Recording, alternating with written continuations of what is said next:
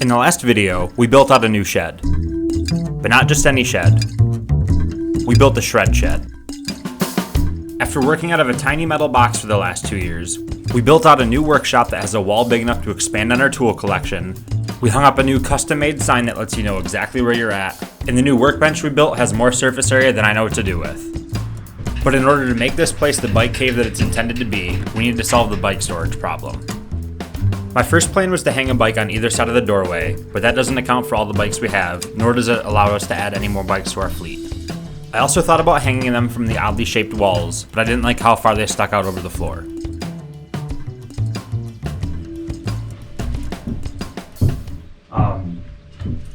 I was thinking of doing like a bike on either side of the door, but I don't know what to do with my dirt jumper at that point. So my plan right now is to do one right here, and the other one, like my mountain bike over there. I was originally thinking coming off of these things like this, but it just sticks out so far into the door, or like into the middle. I don't know if I like that. Yeah, and okay, so for the angle here, that still sticks out too far. It's just the issue with doing it like this is I have to build something and buy lumber, other than just using hooks that I already have.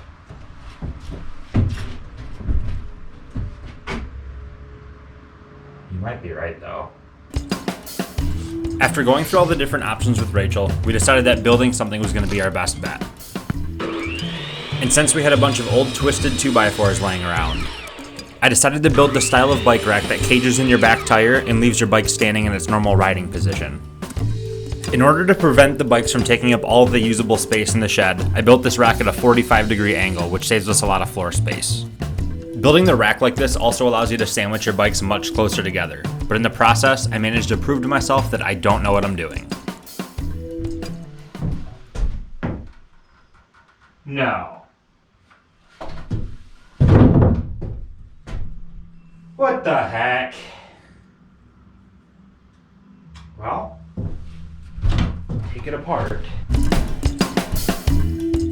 While dismantling the backwards built bike rack, I made note of the measurements that secure your back tire in place, because that was actually done correctly.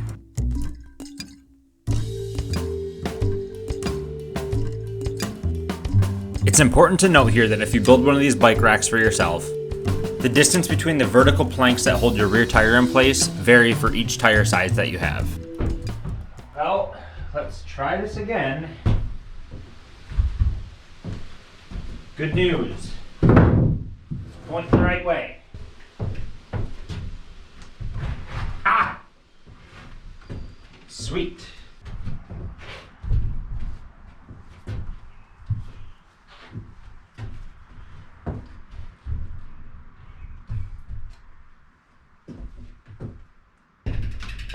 So if you're wondering why there's a gap in the wall, right there, well, I still have to caulk it. And I haven't had much time.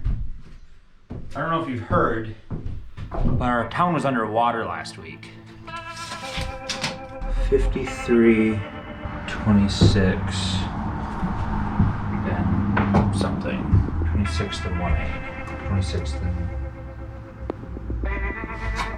7/8? 26 and 5. 26 inches. What am I saying?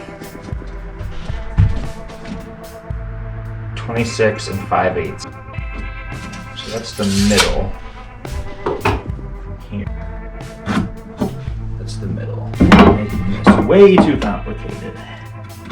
The boards are twisted. The ground isn't level. So it doesn't even matter. Oh well. Oh well. But the good news is, after all that struggling, we finally got the bike rack put together. And it's even facing the right direction. The thing I'm most happy about with this bike rack is that I can expand on it. I can continue to add bikes, and there's plenty of room for them.